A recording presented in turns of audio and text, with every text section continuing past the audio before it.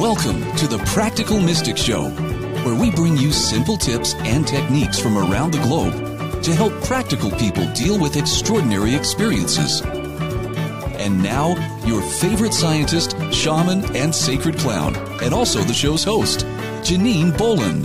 Hi, welcome to the show. This is Janine Bolon, and with all the shows when I am able to have a guest on, I get incredibly excited because of the amazing wisdom and knowledge base and just skill sets that different people, different guests have to have for this show. One of the things I want to share with you about today's guest, who is Josephine Mariposa, not only is she an author, but she is a differently abled activist. She has a life after trauma kind of coach, and she's a mother of 4. Her life basically changed forever after a traumatic spine injury, and she has a wonderfully inspirational book called Anything is Possible. It debuted, and it's been on the top 100 bestseller lists on Amazon, on several of their lists. So the real quick sum up of this book, and soon we will get to our guest, is after she spent 2 years in hospital with no diagnosis, mind you, they finally went through countless invasive tests. Josephine was finally diagnosed with a rare neurological disorder and has since rebuilt and transformed her entire life. She does it with her own unique sense of humor, which I can attest to. I absolutely love her humor. She has managed to help her condition. She took it on head on, basically, just went right head on, and she makes sure that she is managing her life. She does not allow her condition to manage her.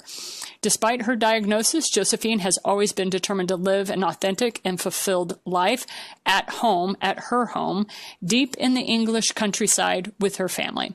She has written the book, Anything is Possible, to share not only her story, but really the techniques that she uses to help people cope and experience the trauma that they had so that they can be inspired to move on and make real life change as opposed to living according to someone else's roadmap. Thank you for being with us today, Josephine. Oh, well, thank you very much for having me. Happy to be here.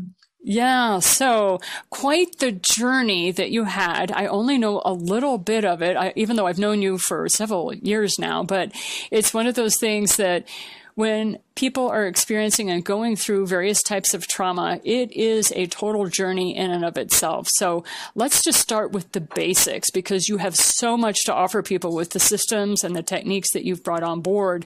And that is, why did you write the book? Let's start with the basics. I was in hospital for 2 years, and a lot of people who had a diagnosis got support. They got a dedicated nurse or, counseling, and there was nothing for me because I had an undiagnosed condition. And I had the idea to write a book, but I really wasn't well enough to do it when I came out of hospital. And it went from there. I had a friend who had the same condition as me in America, and I got a phone call from her sister to say that unfortunately she had died due to the pandemic. And then the sister said to me, "Have you written your book yet?" And I went, "No, I don't know where to start." Nothing like having somebody's sister contact you and go, "Oh, and by the way, do you remember?" A lot of writers talk to us about that they get these bonks on the head. So yes, please. And there were a lot of coincidences in my life. And I decided, okay, this must be a nudge. And I told her, I don't know. I know what I want to say, but I don't know where to begin. And she said, "Well, I could help you with that. I'm a published author." And I thought, well, I've got to do it now.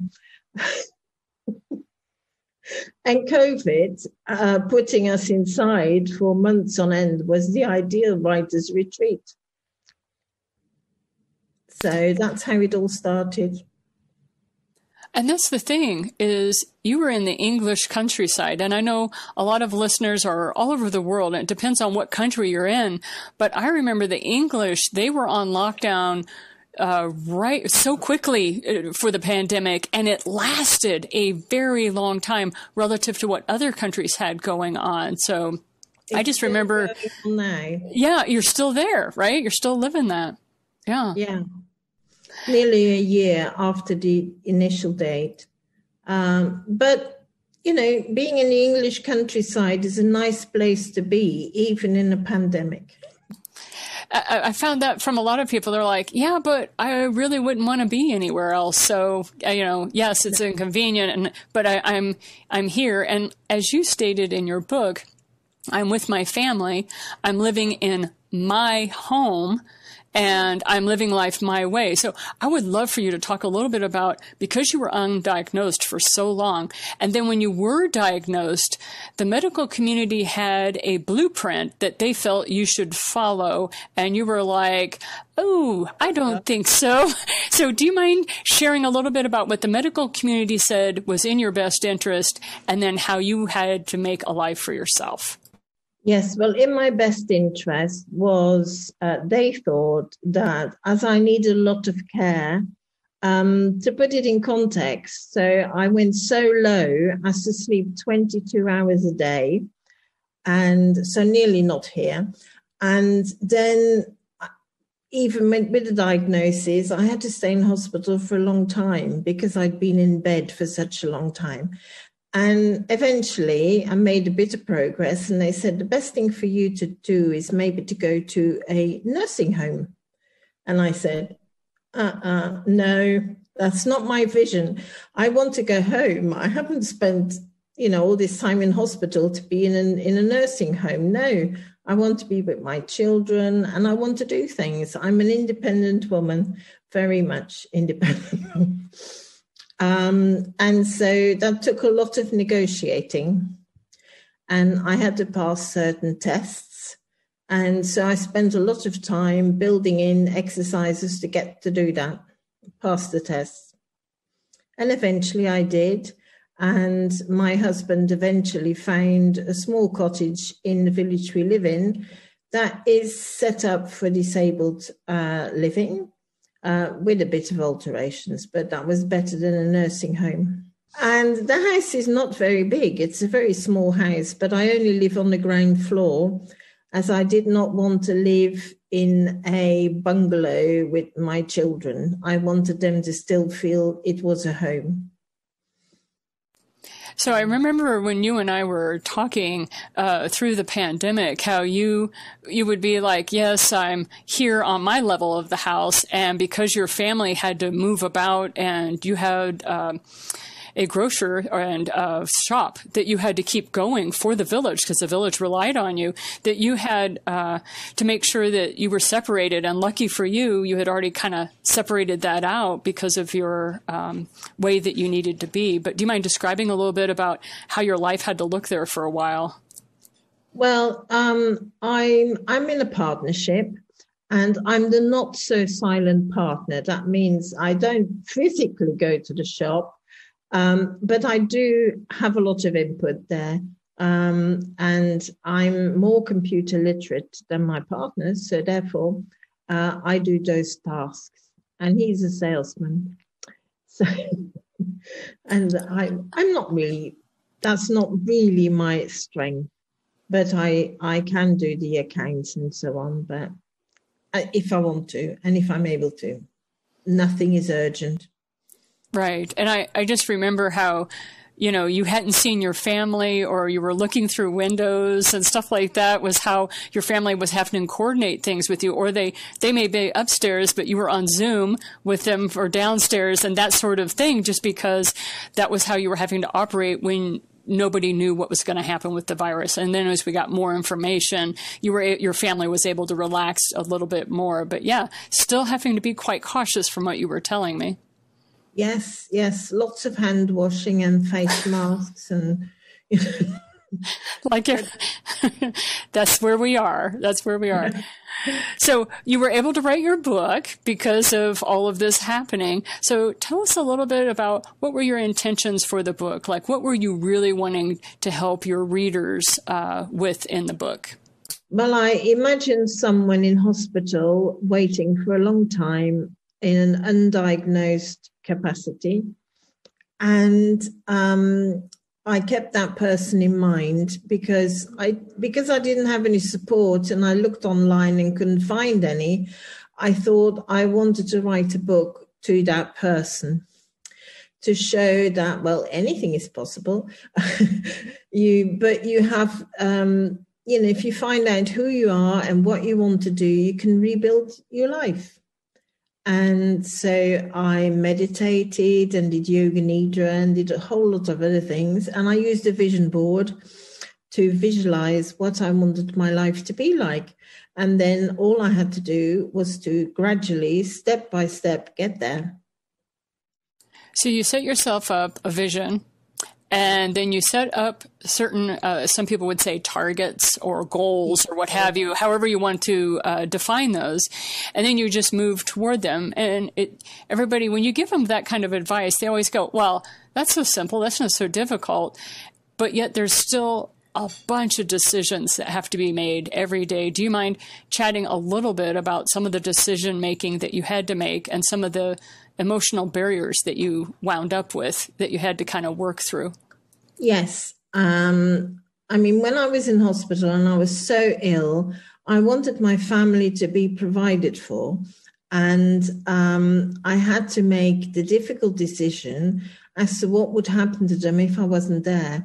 So part of that vision was, I have to make sure that they can make decisions about my health if I can no longer make those decisions. So that meant having a power of health, somebody else to make that decision for me. And that had to be set up by a solicitor. And all these things took time. They're difficult things to look at. But I can honestly say that once I'd gone through the process of setting them up, there was definitely some relief, as if it didn't matter what would happen. It had all been thought out and set up. And the main thing was I had to face a neck surgery with 3 choices, really. I could either die during the surgery, that was one. Or I could be permanently disabled or mentally disabled. I could have gone gaga overnight. And that had a great impact on the family, really. And we've always done things together, so the decisions were made together. And so you weren't able to get support from the medical community or from support services. Thank heavens you had a family that was rallying around you to help you with these very difficult decisions. So you have somebody, the reader that you were focused on was the person laying in a hospital bed, wondering what to do next or how to set things up. When you were visualizing your life, what were the primary factors you were most concerned, or maybe that's the wrong word, you were most focused on, like you wanted to make happen? The first one was you wanted your family to be able to make decisions and that sort of thing. Were there a couple of other things that you were adamant about? Well, secondly, I enjoy being a mum. So I wanted to be a mum to my children. They're grown up, but they still need a mum sometimes. And they made that possible by getting me a smartphone to be able to communicate with them. And they didn't have to come and see me, but I could communicate with them. And I wanted to be a mother. I wanted to support people and do the best I could with what's left of my body. And that took a lot of thinking time, but then if you're in bed 24 hours a day, you've got plenty of time to think. And I decided not to focus too much on the things that I couldn't do, but to see what I could do. I gave up housework. That was definitely one I was not going to do. And anything else, yes, I have a hobby. I knit a lot, and I had different fiber hobbies, but I knew I couldn't do all of them, so I had to choose. I like reading, but I couldn't read, so that went to audiobooks. And I looked just for other options to get the same outcome. And that, I think, is where your coaching is so helpful. It's like, okay, these are your options. not all of them are fabulous, but these are your options. Now, how can we get you to the result that you want? And you can lead people through that process of how to set up, thank heavens for technology, right? We love it. We have a love-hate relationship with technology, but it does allow people like yourself and thousands of others who were often put in institutionalized care because the tech wasn't there. Well, now we have the ability to have people be very independent for a long period of time.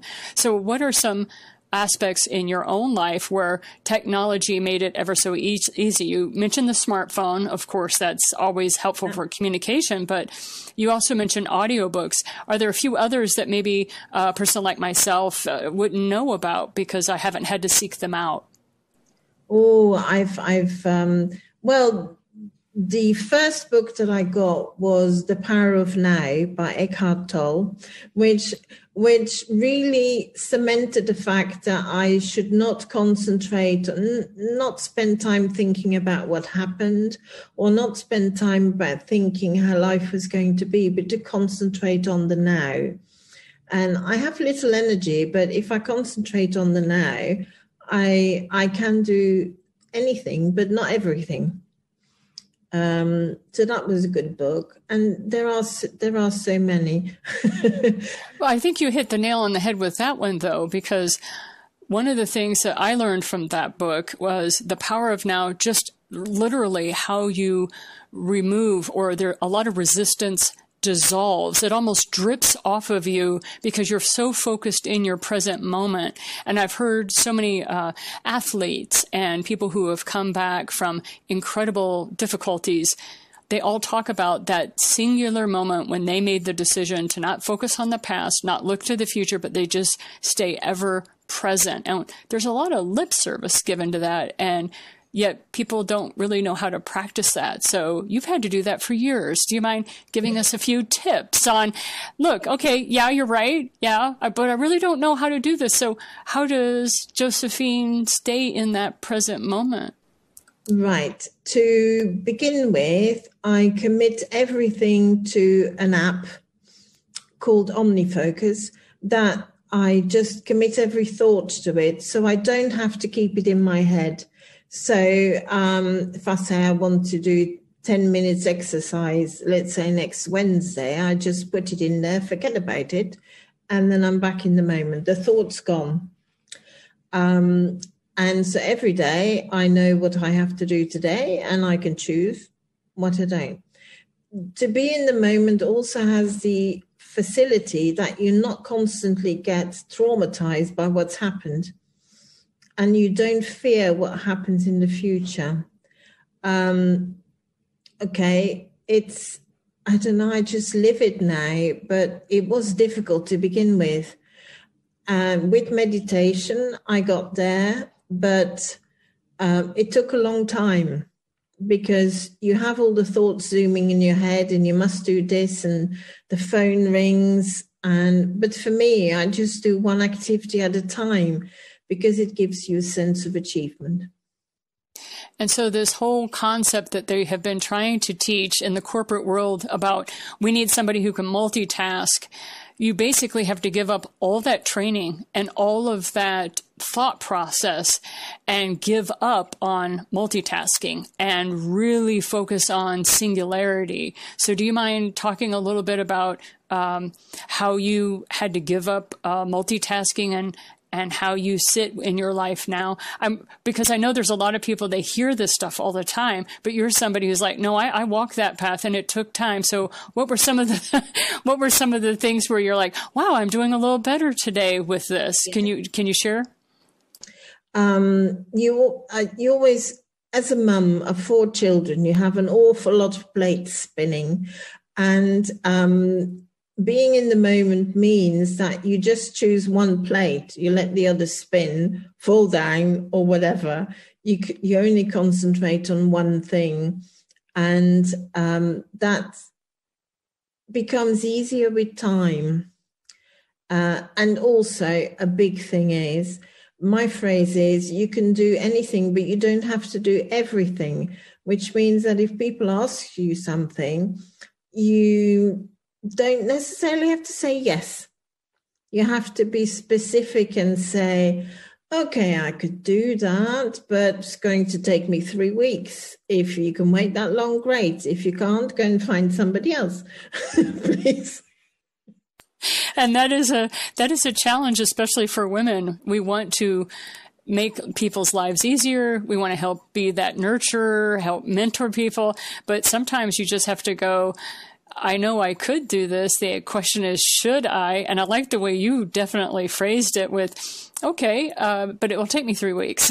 I love that. It's like, that's my timeline. I'm sticking to it. So, make your decision and it's out of your hands. Then you're not having to decide. So is there anything that we haven't covered that you'd like to share with the listeners today? I think what happened during that period of time was that I found out what my why is, my authentic person. And making decisions from that place is a lot easier than walking around and wearing a different mask to say that who you think you are is not necessarily who you are deep down. And for me, it was a process to, what happened changed me and made me more authentic. And that's a good thing that came out of it. Well, and I'm going to press you a little bit on that one. We hear a lot about the word authentic, and it's spoken by a lot of people. Now, you are that. So I would like your personal definition of what does this mean to be authentic? People need some guidance on what does that mean? So can you break it down a little bit for us? Okay. Yes. I've explained to my children that when you grow up, society, well, you are somebody as a child and you have your interests and you hate certain things. And then when you grow up, all of a sudden, society expects you to fit in somewhere, whether it's your parents or, oh, you should do that job that will earn much money. But you might not like that job, but you feel you have to do it. And then you have to get married by a certain time and have children and buy your house. And those are all things that may not be you. You might be an artist deep down and you forget who you are. The authentic artist then has to, like a diamond or an onion, you've got to peel the layers off to get to the core. And it's an interesting process. I've always said to my children that if you go and find a job, find one that you enjoy so that you don't end up earning money just to pay off your sofa.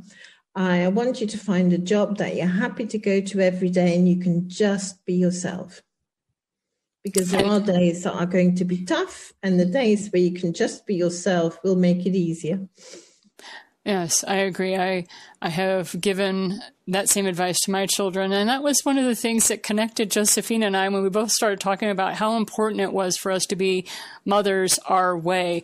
We both had to take very different, and we were actually deviants from our family, our extended family, because we made choice after choice over a period of time so that we could be the type of mothers we wanted to be to our 4 children. And that really set us up to being, some people call Josephine a leader. And when I get that called a leader, I'm like, no, I was just doing things that would work for me, for my life. I won't speak for Josephine, but when people look at you and go, oh, but I can't do that. You're Josephine. You've done all these things. What is your response to that? Well, she laughs. She starts laughing. If you can't hear her, she's just cracking up here. Oh, I love it. I think I would call myself a rebel. I've never taken when somebody says something, oh, well, this is what you have to do. My question has always been, why? And if people give me an explanation, then I can work with it. But they usually, when you were younger, say, well, because it's expected, it's the rule, it's whatever. And I've always asked questions. That's made me unpopular sometimes. Just a little. But, 3-year-olds constantly ask why, what's wrong with it? So just ask questions as you go through life and make your decisions that that you can or compromise.